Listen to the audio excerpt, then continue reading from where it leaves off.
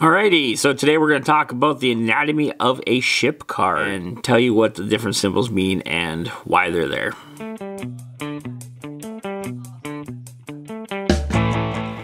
Okay, so we're going to start with the ship pilot, Nora Wexley. As you can see next to her name, Nora Wexley has a black dot in front of her name. That means you can only have one of her on the field at any given time.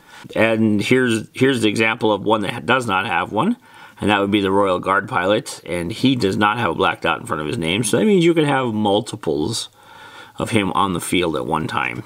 Let's see here. The next one down is the ship type, and in this case it's the ARC 170 fighter. Over to the right of that is the symbol, which would be, in this case, it would be the Rebels. And on the left of all that is an orange number, which would be the pilot skill, and the 7 is Nora's pilot skill.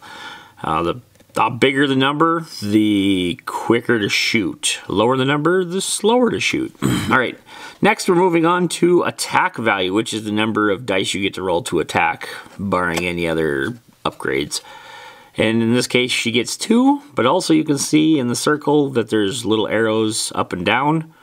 That also means an alternate firing arc, which in this case the arc fighter can also shoot backwards in some instances. As you can see, the Royal Guard pilot does not have that. That means he can only shoot forward. Next we're moving on down to the agility value. That is the number of evasion dice you get to roll when someone is shooting at you. In the arc fighter's case, it's 1. And that is the green arrow pointing right inside the circle.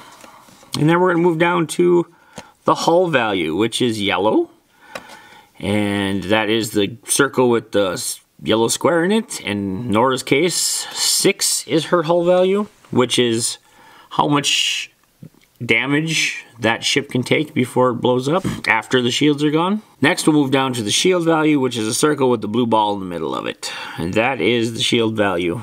And in Nora's case, it is 3.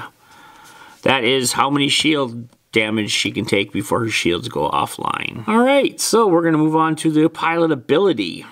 And that would be the area that's right below the ship type. In this case, it's Nora Wexley again. When attacking or defending, you may spend a target lock you have on the enemy ship to add 1 focus result to your roll. So that's her ability. Now, some ships have them, some ships don't. The Royal Guard pilot had none that I showed you earlier. Next we're moving down to, we'll move down to the action bar.